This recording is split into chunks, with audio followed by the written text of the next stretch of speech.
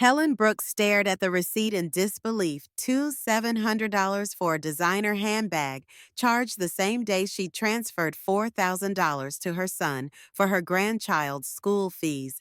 Her hands trembled as decades of trust crumbled in an instant.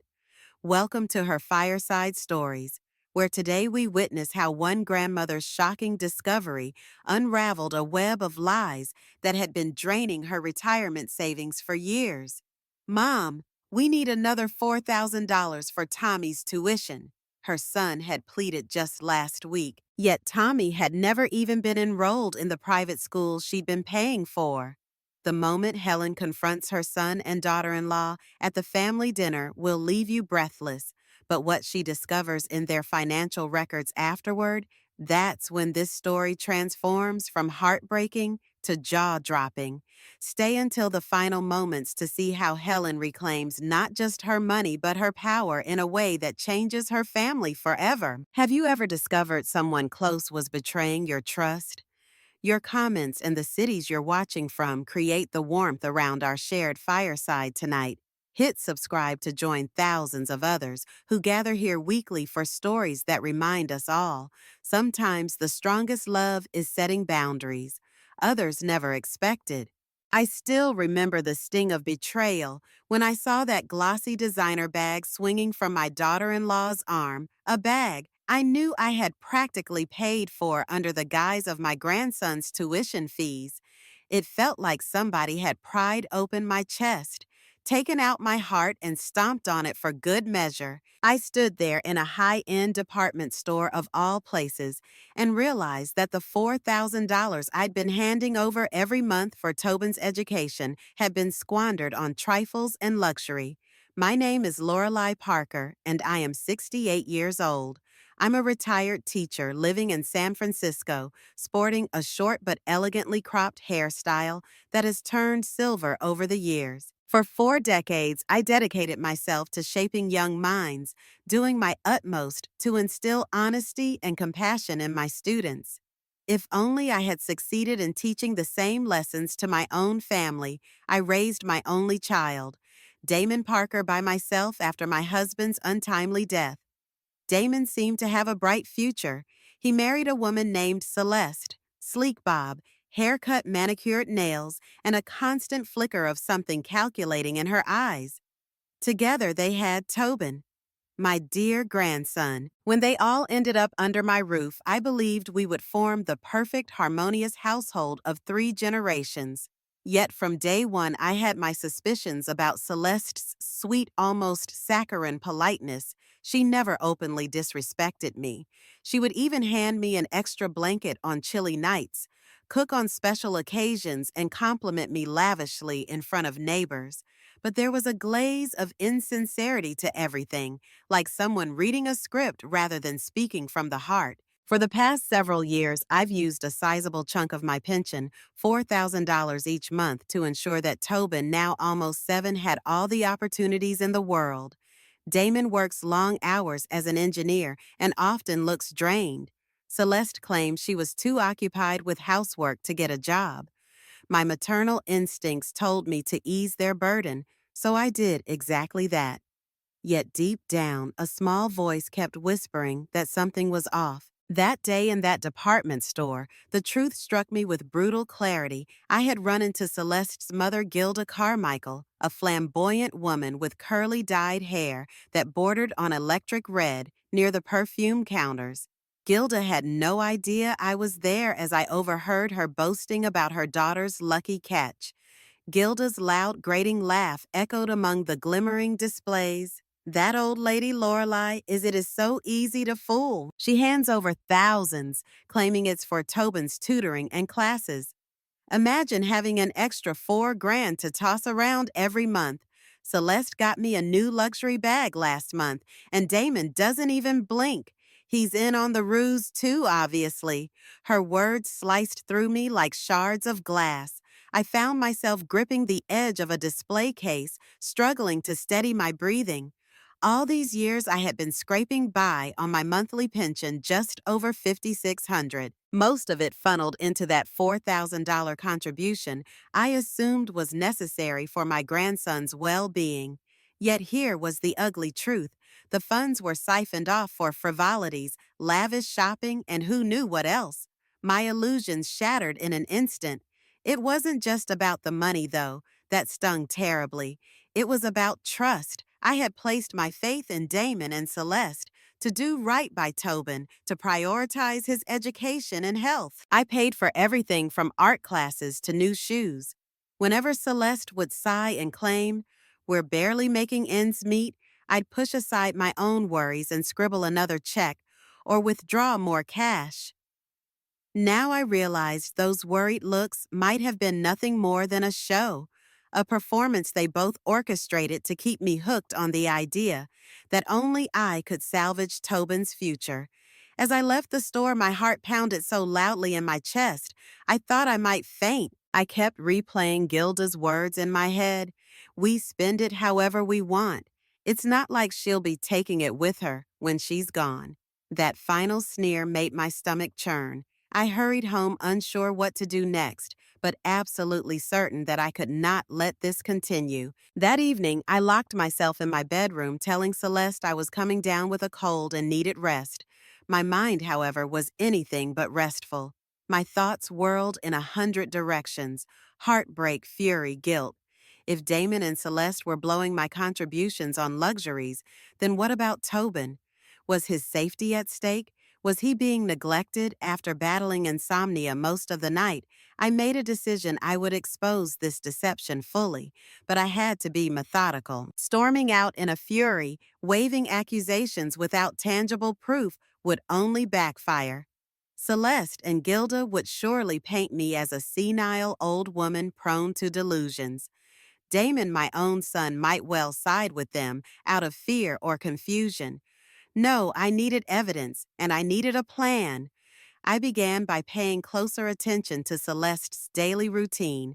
She usually got up after Damon left for work around 7:30 or 8 in the morning. She'd lounge on the couch with her smartphone sipping fancy teas or smoothies. Sometimes she'd head out in her designer workout clothes, claiming she had errands or was going to buy groceries. When she returned in the afternoons, I'd notice brand new shopping bags with top brand names. Yes, she often told me they were just gifts from her mother or that she'd found a great sale. She didn't realize I was watching her more carefully now. One day she asked me to pick Tobin up from school because she was feeling under the weather. Instead, I left the house early, driving to Tobin's school to see if she would actually show up or not. Sure enough, 3 p.m. rolled around and Tobin was the last child waiting at the gate. Celeste never arrived. The teacher looked concerned, obviously used to seeing me. "Miss Parker, is everything all right at home?" I forced a smile and ushered Tobin into my car. My heart felt like it was being squeezed in a vice. Celeste, who had insisted she had to be a stay-at-home mother to focus on Tobin's needs, couldn't even pick him up. By the time I made it home, my jaw was set in grim determination. The final blow to my lingering sense of denial came a week later. I was in the kitchen preparing dinner when I overheard Celeste on the phone. She probably thought I was out in the backyard because she spoke freely. "Nah, I can't go out tomorrow. My mother-in-law might get suspicious. She's always poking around now." Celeste giggled. "But don't worry. I'll get her money again next month," Damon said. "She'll never cut us off. She's too soft-hearted." I paused in the hallway, nearly dropping the pot I was holding. My cheeks burned half from anger, half from humiliation. I had never felt so used. They were laughing at me, calling me soft-hearted, a gullible old woman. With trembling hands, I set the pot on the counter and retreated to my room, a wave of nausea rolling through me. That night, I resolved to gather as much evidence as possible, including any clues about what Celeste was doing with her free time. If she was going to gyms, day spas, and personal training sessions on my dime, I wanted it documented. So I did what I never imagined I'd do. I reached out to my old colleague, Fiona Green. Fiona was once the school's administrative coordinator, a woman known for her meticulous record keeping and no nonsense low bun hairstyle. She had retired about the same time I did, but she always had a knack for sniffing out the truth. I explained everything and asked her to quietly look into whether Celeste really was frequenting high end salons or gyms. Fiona agreed without hesitation. Her fierce sense of justice had never dulled over the years. Within a few days, Fiona had photos, timestamps, and even membership details of Celeste's extravagant gym sessions. Celeste had a personal trainer named Roan Tall, muscular and from what the rumors said, very close to Celeste. The membership fees alone cost a few $100s a month. Not counting the private lessons, Fiona also caught wind of gossip, suggesting Celeste was dropping cash at hair salons, nail bars, and expensive boutiques. My money all burned in the blaze of her vanity, seeing the photographic proof of Celeste posing with Roan, both of them sweaty and laughing intimately, sent a fresh surge of indignation through me. Here was my daughter-in-law, who constantly whined about finances, flaunting her designer leggings, and sipping fancy smoothies after a gym session. Most middle-class families could never afford. This wasn't just about materialistic indulgence anymore. It was the brazenness, the contempt that stung like an open wound. But the real heartbreak came when I realized Tobin wasn't just being financially neglected. He was emotionally brushed aside. The more I observed, the more I saw it. Celeste would drop him off at after-school programs with no intention of picking him up, presumably because she'd rather spend her afternoons in some spa or cafe. My presence in the house was taken for granted.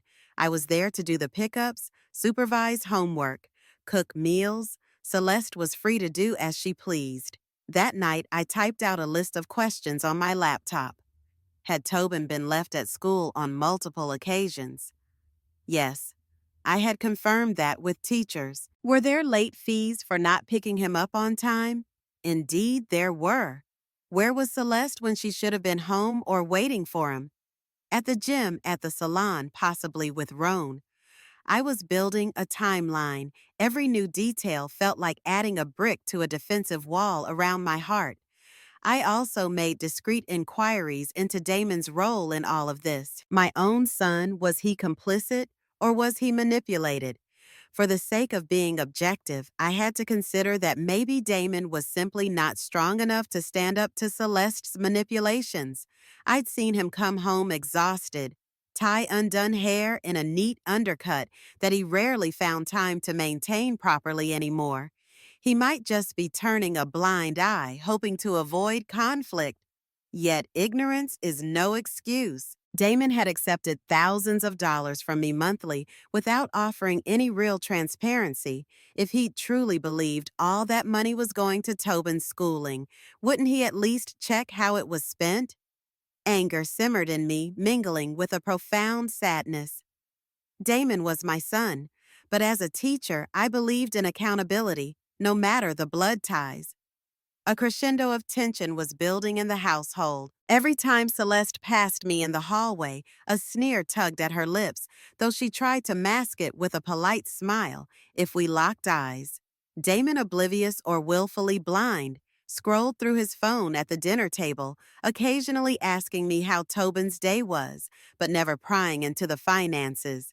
Meanwhile, Tobin, with his short, neatly parted hair, would cling to me as though I were his only safe harbor. I wanted to let them think I was still blissfully ignorant, but I could hardly stomach the pretense. If Celeste requested more money with her usual crocodile tears, I gave a gentle nod and mumbled non-committal responses. In reality, I was tracking every penny, making sure I had bulletproof evidence.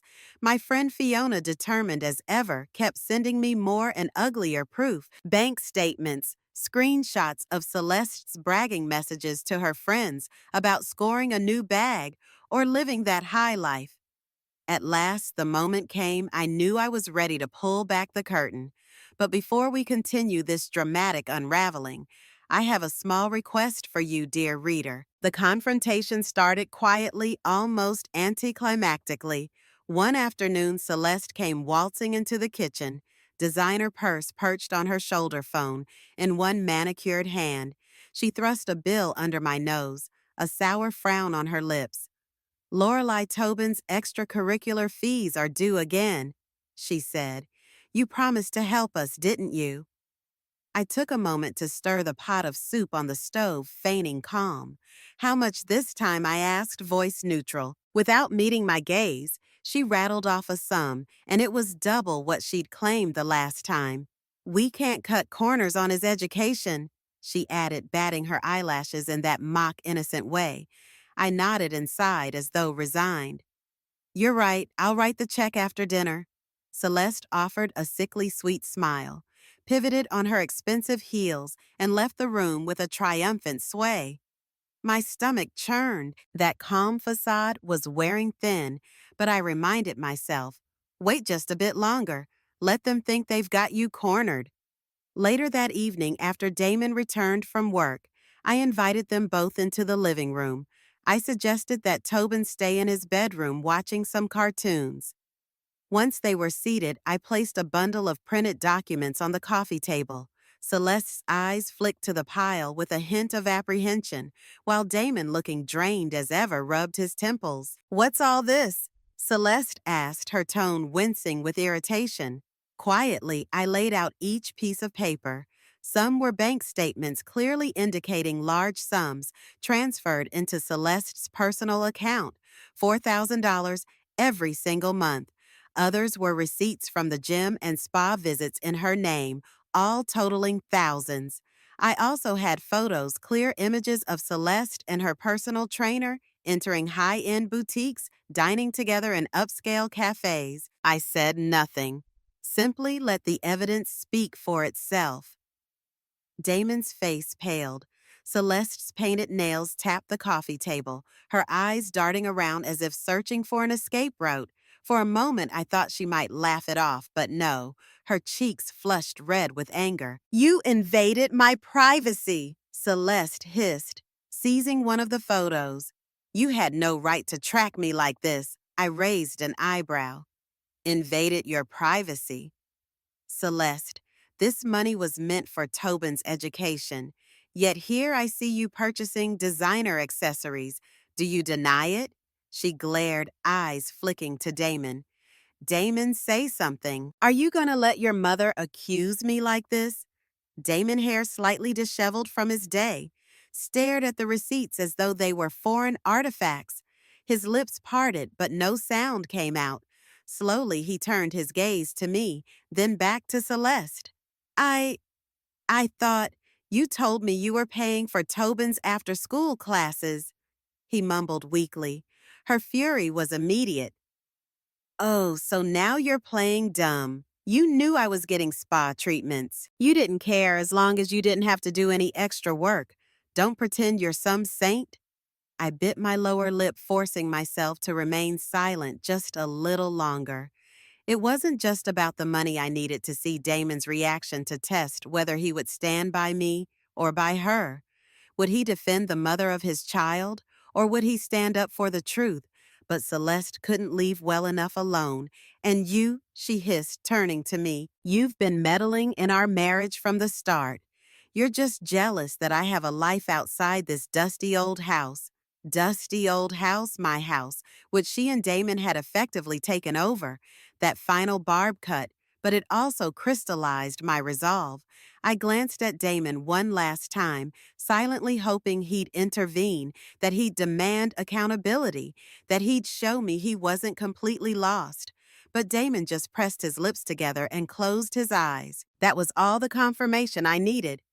Enough, I said quietly, lifting a hand. My voice trembled at first, but steadied as I continued. From this day on, I'm cutting off that monthly support. If you aren't using it for Tobin's education, then you don't deserve another penny. Celeste erupted. She threw the photos into the air like confetti, some of them drifting onto the floor at Damon's feet. You can't do that. You promised. She shrieked, eyes blazing. I let out a bitter laugh. Oh, I can and I will. The money was my choice to give, and now it's my choice to withhold. She spun on Damon, her bobbed hair swishing angrily. You need to talk sense into your mother, or so help me. What will you do, Celeste? I asked, voice low. Leave spread rumors. Her mouth twisted into a snarl. I'll make sure you never see Tobin again. That threat slammed into me like a punch, nearly knocking the breath from my lungs. My mind raced. Could she truly keep me away from my grandson? Did Damon have enough backbone to stop her from pulling such a cruel move? Anger surged, but I forced it down. You would use your own child as a pawn, I asked quietly. For a moment, Celeste faltered, her bravado cracking. She turned to Damon for support but found none. He remained seated, face in his hands. Slowly, she shook her head, her voice descending into a vicious hiss. I'm not bluffing. If you cut us off, I'll ruin your life. You think people don't believe me over some paranoid old woman? That's when I revealed my next card. I reached into a folder and produced a small set of recordings. Yes, actual audio files I had compiled from overhearing her phone calls and from Fiona's detective work. Carefully, I placed a transcript on the table. Celeste squinted at it, confusion turning to horror as she read her own words. The old lady is clueless. She'll never cut off the money. Just keep her sweet and she'll cough up more. Her eyes flickered with sheer panic. She charged at me, nearly knocking over a lamp. You're disgusting, she cried. I simply stepped back, letting her rage burn like a short fuse on a bomb. If you try to slander me, I said calmly, I'll make these recordings public, every last word. The standoff was intense. Damon finally stood, trying to place himself between us. Mom Celeste, please, we can talk this out, he said, voice trembling, eyes rimmed with anxiety.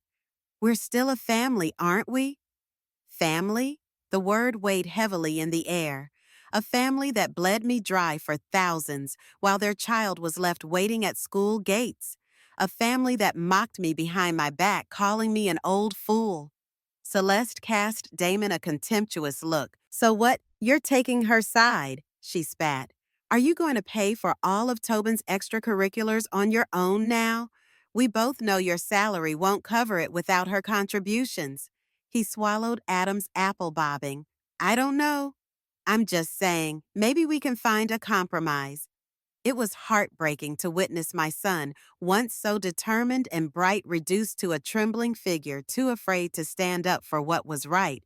But I had come too far to waver. No, Damon, I said firmly, my voice echoing in the living room. There is no compromise when it comes to using my money under false pretenses. And I won't let anyone treat Tobin like a commodity in this household. If you both can't change, then at least you won't be dragging my finances into your mess. The speechless silence that followed was deafening. Celeste breathed heavily. Cheeks flushed, Damon looked stricken. Finally, she snapped. Fine. We'll see how you feel when you end up old and alone. Let's go, Damon. She grabbed his arm, but he hesitated. That hesitation was all the confirmation I needed that he was never truly on her side. Yet, he didn't stand up for me either. Celeste stormed off, leaving behind the scattered evidence of her betrayal. Damon lingered another moment, opening and closing his mouth, as though searching for words. Ultimately, he said nothing, just trailed after her. The living room fell silent, except for the ticking of the clock on the wall. I stood there clutching the transcripts, feeling a swirl of heartbreak and liberation. This was only the beginning of the storm. I knew Celeste wouldn't go down without a fight. I spent the next few days in a haze of tension, convinced Celeste and Gilda would make good on their threats. Sure enough, Gilda arrived at my doorstep the following week, flanked by her silent, gaunt husband, Mortimer Carmichael. Gilda's thick, curly hair, dyed so fiercely red, seemed to bristle with every word she spat at me. You think you can just stop paying, she screeched, pointing a bejeweled finger right at my nose. Celeste gave up her job to raise Tobin for your son, and this is how you repay her. Raise Tobin, I echoed in disbelief. Leaving him at school with no ride, ignoring him for spa sessions, is that what you call raising a child? Her face turned a splotchy red. "You ungrateful hag, you'll destroy this marriage. You want your grandchild to grow up in a broken home. You want the truth, Gilda," I asked, stepping forward. "This home broke the moment you started encouraging your daughter to steal from me, and I have every piece of evidence to back that up. If words could kill the glare she gave me, would have ended my life on the spot." Mortimer shifted uncomfortably at her side, eyes to the floor as though he wished to vanish into thin air. But Gilda pressed on, threatening lawsuits, claiming she'd drag me to court for emotional abuse, for elder incompetence, for anything she could think of. "Go right ahead," I said, no tremor in my voice. "I'll show the judge all the evidence of your daughter's misappropriation and Celeste's questionable personal life with that so-called trainer. We can settle it in a legal arena." She paused, likely realizing I was 2 steps ahead of her. Then, with a final vicious glare, she turned and stomped away, pulling Mortimer behind her. Even their footsteps radiated anger. I watched them go, exhaling slowly. My spine was rigid, my heart still fluttering with adrenaline. Gilda had drawn a line in the sand. Well, so had I. One of us was going to have to cross it sooner or later, and I was determined it wouldn't be me. As the turmoil escalated, I found myself strangely at peace with the fact that everything was out in the open. Neighbors began to whisper, clearly influenced by Gilda's gossip, suggesting I was losing my mind, that I was an old woman who refused to share her money. Some even wondered if I was truly neglecting my grandson. Rather than stoop to rumor-mongering, I kept my head held high, continuing my routine, picking Tobin up from school, cooking, and quietly collecting further proof that would protect me if the situation turned uglier. In those days, I almost felt like an actress in a drama, moving through scenes with stoic composure. Yet inside, I was restless. My nerves coiled like springs.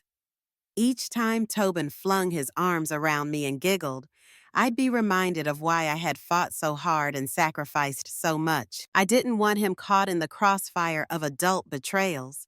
And before I continue, dear reader, let me pause for a moment. One night, my phone rang unexpectedly.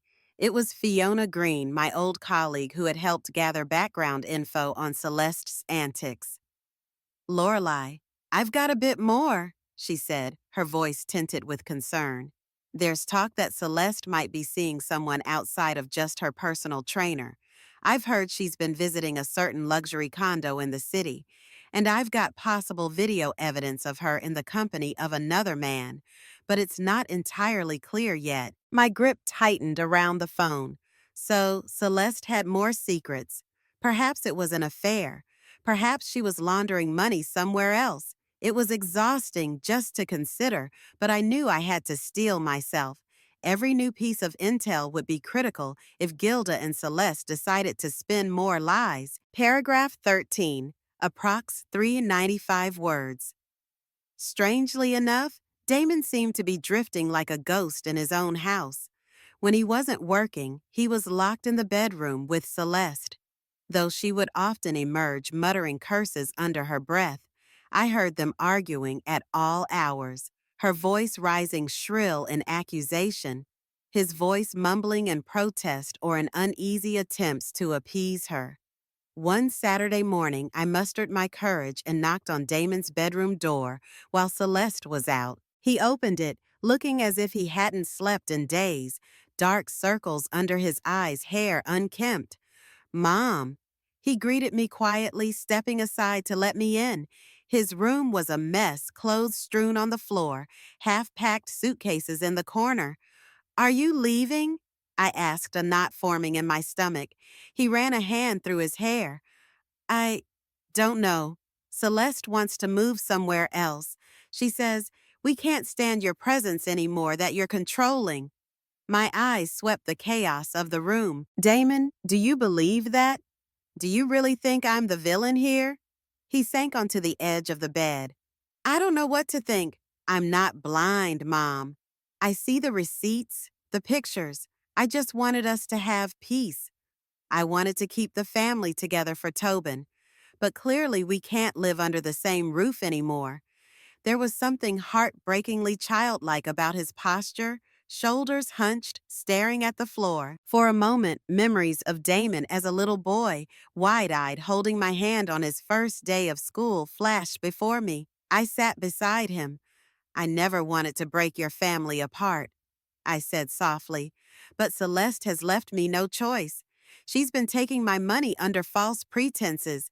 She's neglected Tobin. She even threatened to keep him away from me. He nodded, eyes downcast. I know. A heavy pause followed as though he was gathering courage. Mom, if it comes to divorce, I don't think I can handle losing Tobin. I'd fight for custody. But Celeste? She has ways of twisting everything. Gilda's even worse. I looked at him, my heart aching. My son cornered by a woman he once thought was his partner, overshadowed by an even more manipulative mother-in-law. For a fleeting moment, I considered offering to keep funding them just so Tobin wouldn't suffer from a split home. But no, the damage was already done. Enabling them further would only empower Celeste's brazenness. Damon, I began, you need to decide who you want to be. A father who actually protects his child, or a man who allows your wife and mother-in-law to run roughshod over him. Tobin deserves better. Damon's eyes shone with unshed tears. I know, he whispered. I'm just tired. I placed a hand on his shoulder. If you want my help in a legal battle, I'll do what I can, but I won't pay for Celeste's extravagances anymore. That door is closed. He nodded, swallowing hard. For the first time, I saw a flicker of resolve in his eyes. Then we heard the front door slam. Celeste was back, toting shopping bags. Damon quickly stood, ushering me out so she wouldn't lash out at me. But even as I left, I felt that maybe, just maybe, Damon was starting to come to grips with the reality of his wife's actions. The next day, Gilda reappeared, this time banging on my door with a legal letter in her hand. She claimed it was a prelude to a lawsuit for financial sabotage. I almost laughed at the absurdity. Sabotage. Because I stopped providing free money, she threatened that if I didn't reinstate my monthly payments, they would destroy my name in the community. You'll be blacklisted from every social circle, she seethed. You want to die an outcast. I met her gaze with unflinching calm. Go ahead. I have the truth, Gilda. The courts can decide who's in the wrong. Rage twisted her features. We'll see about that, she snarled, flinging the legal letter onto my porch. As she stomped away, I picked it up gingerly. It looked official enough, but I suspected it was a scare tactic. The real court summons, if any, would be more formal and properly served. Despite Gilda's threats, I knew I was holding a strong hand. Not only did I have Fiona's photos and the bank statements, but I also had voice recordings where Celeste and Gilda mocked me, talked about misusing my money, and even threatened me openly. In addition, teachers from Tobin's school were well aware that Celeste hardly ever picked him up, leaving it to me every day, despite her supposed role as a stay-at-home mom. Still, the social pressure was real. Some neighbors believed Gilda's smear campaign. They avoided eye contact when I walked outside, mumbled about how I was kicking out my own daughter-in-law and grandson. One woman actually confronted me in the parking lot, demanding to know how I could be so heartless. I simply told her to ask Celeste why her child was always left waiting at the school gates. After that, the neighbor fell silent, expression unsure. The biggest concern remained Tobin. I worried how all this turmoil would affect him. He was young, and each day he sensed the tension. Sometimes I'd hear him ask Damon, Daddy, why are you and Mommy shouting? Why is Grandma so sad? It broke my heart.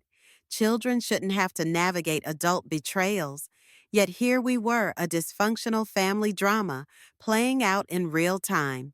In a moment of foresight, I decided to contact Harriet Watson, a lawyer specializing in family law. Harriet wore her shoulder-length wavy hair in a tight twist, exuding a no-nonsense vibe that immediately put me at ease. I explained the situation in detail, how I had given money for Tobin's education, only to see it siphoned off for luxury items, how Celeste had threatened to restrict my access to Tobin, and how Gilda was issuing legal threats. Harriet listened intently. Then she leaned back in her chair. You have enough evidence to prove financial exploitation, she said calmly but firmly. And if Damon files for divorce, this evidence also supports his custody claim. It shows Celeste prioritizes her own comfort over the child's well-being. That was precisely what I needed to hear. Relief washed over me, tinged with a certain sorrow. I never imagined seeing my family end up in divorce court, but Celeste had pushed us there. The next week felt like a countdown to inevitable confrontation. Damon, after many sleepless nights, finally resolved to speak to a lawyer himself. He told me quietly, I'll do it for Tobin. I can't let him be raised by someone who disregards him. But Mom, you have to understand, this is going to get ugly. I nodded. I was no stranger to Celeste's theatrics by now. We'll face it together, I assured him. The following day, Damon came home with a stack of documents, information about the divorce process, custody laws, potential property division. He had a resigned look in his eyes as he set them on the kitchen counter. I talked to Harriet Watson, he admitted. She laid out what to expect. Mom, if Celeste and Gilda fight this, it could drag on. But Harriet believes we have a strong case. We both knew Celeste would never go down without a fight. That same evening, while Damon was in the shower, Celeste cornered me in the living room. She'd just returned from one of her salon appointments, reeking of lavender oils and brandishing freshly manicured nails. This house is Damon's too, she sneered, gesturing around. You can't just kick me out. I inhaled deeply. Actually, this house was purchased by my husband and me decades before Damon got married. My name is the only one on the deed, Celeste. Her face froze. It was as if I'd struck her across the cheek. She had likely assumed that because Damon lived here, he was co-owner. You're lying, she said, but her voice was unsteady. I shook my head. Go check the papers. We never transferred the deed. Damon might inherit it one day if something happens to me, but as of now, it's my property. The realization set in quickly. She was living under my roof, not the other way around. Fury twisted her expression, and she stormed off, muttering under her breath. In that moment, I knew a chain of events had been set in motion that would leave no room for partial truths or half measures. The final showdown was approaching. Finally, Damon filed for divorce, citing irreconcilable differences and financial misconduct on Celeste's part. In the same petition, he requested primary custody of Tobin. Once the papers were served, Celeste exploded like a volcano. She hurled curses at Damon, screeching that he was betraying her. Gilda, as expected, intervened, attempting to slap Damon with a countersuit for emotional abuse and defamation. But Harriet Watson was ready. She swiftly responded with the mountain of evidence we'd compiled: voice recordings, financial statements, photos of Celeste's questionable expenditures, and testimonies from Tobin's teachers about her absence in his daily life. In a last-ditch effort, Celeste and Gilda tried to paint me as mentally unsound, claiming I was orchestrating everything out of senility. They even tried to bring in a family counselor who'd never met me, spouting second-hand rumors that I was paranoid and controlling. Harriet dismantled that argument with receipts, literal receipts for all my monthly transfers, plus verified audio clips where Celeste and Gilda mocked my supposed gullibility. On the day of the initial hearing, the courthouse was tense. I sat behind Damon, watching him wring his hands. Celeste walked in with Gilda, both in flashy outfits that looked more suited for a high-end gala than a legal proceeding. They glared at me as if I were the devil incarnate. When Celeste took the stand, she stammered through a tale of how she'd quit her job to be a full-time mom, only to be met with the judge's stern gaze. When Harriet presented the attendance records from Tobin's school, clearly indicating my daily pickups, Celeste's composure cracked further when Harriet revealed the spa and gym bills, proving that her daily schedule revolved around personal pampering, not child care. Gilda tried to interject at one point, only to be reprimanded by the judge for speaking out of turn. For once, the unstoppable hurricane that was Gilda found itself blown back by the calm but firm authority of the court. Damon spoke next, voice trembling but sincere, detailing how he believed the money from me was for Tobin and that he felt betrayed upon discovering Celeste's deceit. I felt a pang of sympathy for Damon as I watched him testify. This was not an easy stand to take. He was effectively dismantling his marriage, and it was emotionally ravaging him, yet he stayed resolute, especially when he talked about Tobin and how he wanted to ensure his son grew up with proper guidance and care. Then, surprisingly, the judge asked to speak with me directly. I stepped forward, heart pounding though I tried to project calm. The judge asked about my role in the household, about my financial contributions, and why I stopped. I explained how I discovered Celeste's misappropriation of funds and her neglect of Tobin. I presented voice recordings in which she discussed using the money for her own luxuries. Referencing me with derision, as I spoke, I glanced over at Celeste. Her bobbed hair, usually so impeccably styled, looked frazzled. She was biting her lip, a sheen of sweat on her forehead. Gilda fumed beside her, lips pressed tight, no doubt wanting to unleash a torrent of accusations, if only the judge would let her speak. When I finished, the judge leaned back, templed her fingers, and took a few moments to review the evidence. The silence was excruciating. Finally, she gave a measured nod. I see. Given the evidence, it appears there is a credible case of financial exploitation here, alongside neglectful behavior in regard to the minor child, Tobin Parker. A surge of relief coursed through me. Damon also exhaled, shoulders sagging.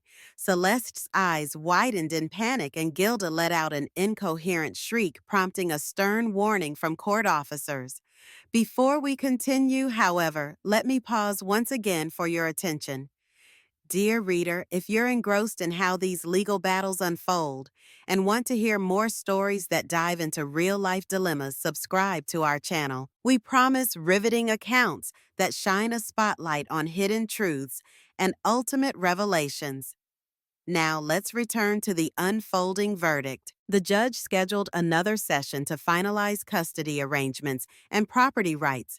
In the interim, Damon was granted a temporary restraining order, preventing Celeste and Gilda from seizing or selling any of my property. Celeste was forced to leave the house at least until the matter was resolved, and it was arranged that Tobin would stay with Damon on weekdays, and Celeste could have supervised visitation on weekends if deemed appropriate by the court. Gilda exploded at the notion of a supervised visit. "This is humiliating. My daughter isn't a criminal," she screeched, stomping her high heels so hard they nearly left dents in the courthouse floor. The judge glared, stating that supervised visits were standard in cases where a child's well-being was in question. Thus, Celeste and Gilda stormed out, but not before shooting me a venomous look. I tried not to rejoice too openly. This wasn't about winning. It was about ensuring Tobin's safety and my financial independence. But it was difficult to hide my relief that the judge was already leaning in Damon's favor. In the days that followed, I helped Damon settle back into a calmer routine with Tobin. We rearranged some furniture, made space for Tobin's study area. At first, the little boy was confused why his mother wasn't around, but we explained in simple terms that she needed some time away to sort out grown-up problems. I didn't want him to resent her. She was still his mother, but I also refused to lie about her neglect. Occasionally, Gilda would loiter outside the house, shouting insults or claiming she'd sue us all for slander. I took to drawing the curtains. I had no desire for that drama to infiltrate Tobin's daily life. As if by some cosmic justice, the neighbors who had once gossiped about me began to witness Gilda's meltdown in person. That alone started shifting public opinion. People realized maybe I wasn't the unstable, paranoid old woman they had been led to believe. And Damon, though clearly shaken, found himself adjusting to the new normal. He'd pick Tobin up from school when he could, or I would.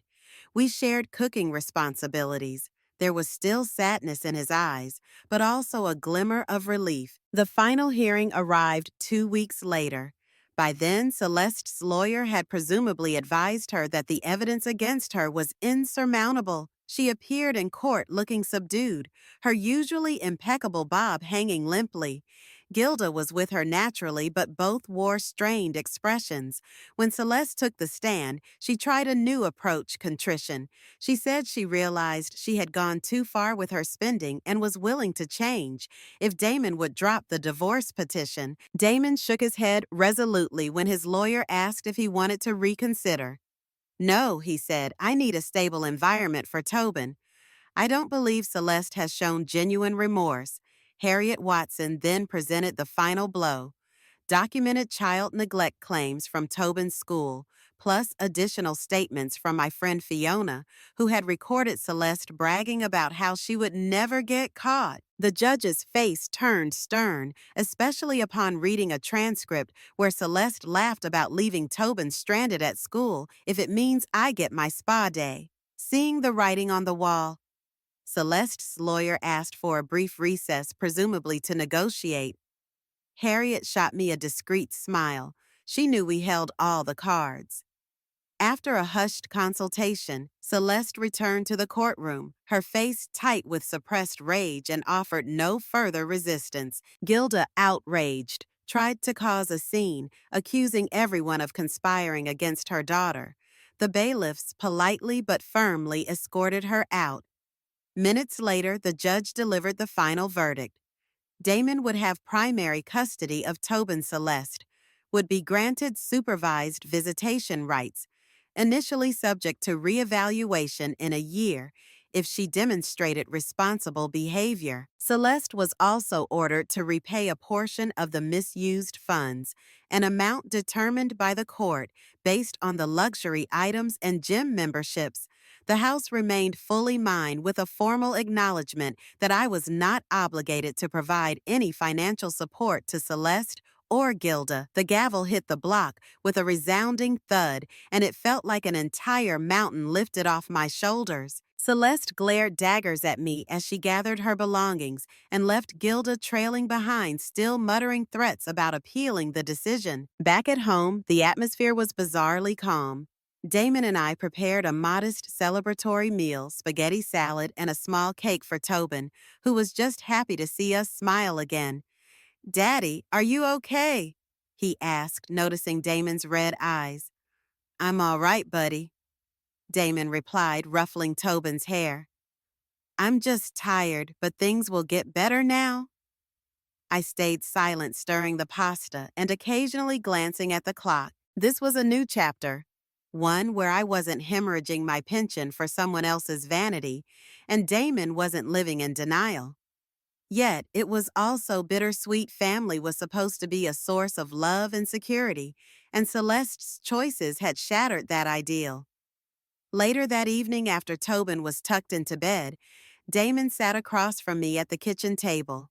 We sipped tea in silence for a moment. Then he sighed. "Mom, I owe you an apology for not believing you sooner, for letting Celeste manipulate our lives. I was so scared of losing Tobin or breaking the family that I ignored the obvious signs. I reached for his hand. I understand. Love can blind us. We all want to believe the best in those closest to us. Just promise me you'll never let anyone else walk all over you like that again." He nodded, tears glinting in his eyes. "I won't. I've learned my lesson." A peaceful hush settled between us, broken only by the faint hum of the refrigerator. For the first time in a long while, I felt secure, not just financially, but emotionally. I had stood up for myself and for Tobin. In my retirement years, I was taught the hardest lesson of all. Dignity isn't something you can buy or beg for. It must be claimed.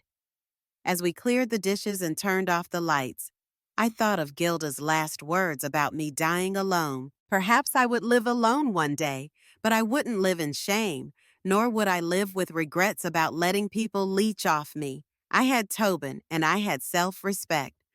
two treasures that Celeste and her mother could never steal. In the weeks that followed, life settled into a new normal. Celeste moved into a cramped apartment with Gilda, who continued her loud complaining on social media. She posted extravagant lies claiming we had conspired to tear her family apart. Nobody seemed to buy it anymore. People had witnessed her public tantrums and read about the court's findings. A few cynical acquaintances still circulated rumors, but the majority recognized the truth. Damon filed a formal request to ensure that any of Celeste's future visits with Tobin remained supervised by a state-appointed coordinator, at least for the time being. Harriet Watson assured us that unless Celeste dramatically changed her lifestyle and attitude, it was unlikely the court would grant her unsupervised custody anytime soon. Financially, I was finally free from that monthly black hole. My modest pension once again became my own, to spend on groceries bills and the occasional gift for Tobin, this time truly for his benefit. I even treated myself to a small vacation in the countryside, something I hadn't done in years. While I was away, Damon stayed home with Tobin, proving that he could manage just fine without Celeste's so-called help. One morning, I received a call from the local Children's Services office thanking me for bringing Tobin's situation to light. Apparently, Celeste's name had popped up in a few prior reports, albeit unverified. Teachers had quietly noted Tobin's repeated late pickups. Though they never had conclusive evidence, those red flags added to the credibility of our case. I felt a pang of sadness wishing I had intervened sooner. But at least now Tobin was safe, and in the midst of all the upheaval, I found a renewed sense of purpose. I volunteered part-time at a nearby community center, teaching reading skills to underprivileged kids. It wasn't about the money, it was about giving back in a meaningful way. The difference was, this time, my generosity was channeled into a place where it was genuinely appreciated rather than exploited by deceitful in-laws. Before I continue with the final resolution of this chapter in my life, let me pause once more for you, dear reader. If you've followed this journey and believe in standing up for what's right, subscribe to our channel for more real-life tales of courage and redemption. In time, Damon and I decided to sit down with Tobin to explain in gentle terms what had happened. We told him that sometimes grown-ups make bad choices, and those choices have consequences. We made sure he understood that he wasn't to blame for any of the conflicts, and that both his parents still loved him, even if they couldn't live under the same roof anymore. Tobin nodded quietly, a thoughtful look in his young eyes. "Does that mean Mommy won't yell at Grandma anymore?" he asked. The question stung, but it also reaffirmed that children sense more than we realize. When Celeste came for her first supervised visit, she arrived looking worn, her once glamorous bob cut uneven and less lustrous. Gilda was not allowed to attend, I observed from a distance, as Tobin hesitated, then approached his mother slowly. She awkwardly patted his head, attempting a smile. While it was painful to see how estranged they had become, there was also a small glimmer of hope. Perhaps Celeste would use this chance to reflect. Damon, meanwhile, appeared more relaxed than I'd seen him in years. His job performance improved, and he started talking about saving up for a modest condo so that Tobin could have a permanent home that was just theirs. Though we hadn't fully healed, we were mending. For me, the aftermath of this ordeal brought a clarity I never expected. I realized how deeply we can be lulled into exploitation when it's disguised as helping loved ones. Love, after all, can be weaponized, but in taking a stand declaring I wouldn't be used anymore, I discovered a strength I thought I'd lost with age. As for Gilda, her presence in our neighborhood waned. Word got around about her constant tirades and the lawsuit fiasco. She became something of a pariah, no longer able to manipulate local gossip. Occasionally, I caught a glimpse of her red hair near the supermarket, but she avoided me, probably fearing yet another confrontation she would lose. And so, day by day, we found a new equilibrium. Tobin laughed more often. Damon showed signs of genuine happiness, and I no longer woke up with a pit in my stomach, dreading what Celeste might demand next. Looking back, I see that my retirement was never meant to be a quiet golden phase. It tested my core values, my belief in self-respect and the boundaries that define genuine love versus blind sacrifice. In uprooting Celeste's manipulations, I faced threats, lost some fair-weather neighbors, and endured heartbreak at the notion that my own son had been complicit. But ultimately, I gained a reality anchored in truth, not illusions. Today, Damon and Tobin still share a room in my house, at least until they find a more permanent place. Our little family is smaller now, but it's more honest. Damon and I split chores, and Tobin is thriving at school. I still pick him up sometimes, though. Now Damon makes an effort to be there whenever his schedule allows. We've even had a few calm civil encounters with Celeste during her supervised visits. She doesn't speak much, likely out of residual bitterness, but the hostility has cooled. Perhaps in time she might see how her own actions led here. The house, though once full of tension, now feels airy and bright. My short silver hair catches the morning light as I prepare breakfast, and Tobin scampers around getting ready for his day. A sense of gratitude fills me, one I never thought I'd have after such betrayal.